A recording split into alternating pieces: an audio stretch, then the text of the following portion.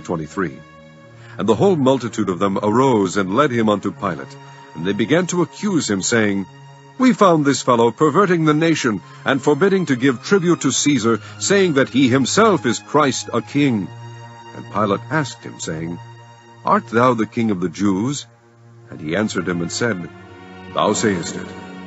Then said Pilate to the chief priests and to the people, I find no fault in this man. And they were the more fierce, saying, He stirreth up the people, teaching throughout all Jewry, beginning from Galilee to this place. When Pilate heard of Galilee, he asked whether the man were a Galilean. And as soon as he knew that he belonged unto Herod's jurisdiction, he sent him to Herod, who himself also was at Jerusalem at that time. And when Herod saw Jesus, he was exceeding glad, for he was desirous to see him of a long season, because he had heard many things of him, and he hoped to have seen some miracle done by him. Then he questioned with him in many words, but he answered him nothing.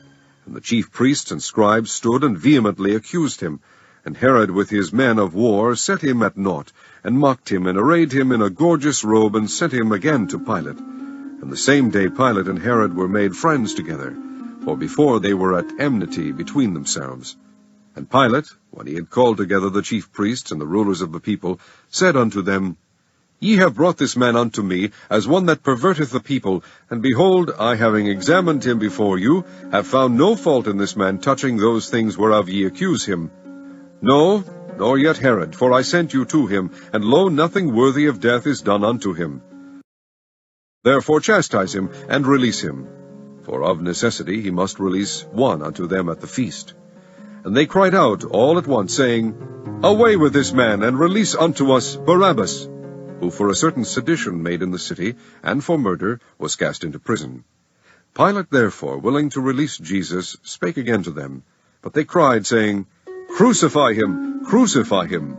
And he said unto them the third time, Why, what evil hath he done? I have found no cause of death in him. I will therefore chastise him, and let him go. And they were instant with loud voices, requiring that he might be crucified. And the voices of them and of the chief priests prevailed. And Pilate gave sentence that it should be as they required. And he released unto them him that for sedition and murder was cast into prison, whom they had desired. But he delivered Jesus to their will. And as they led him away, they laid hold upon one Simon, a Cyrenian, the country, and on him they laid the cross, that he might bear it after Jesus. And there followed him a great company of people and of women, which also bewailed and lamented him.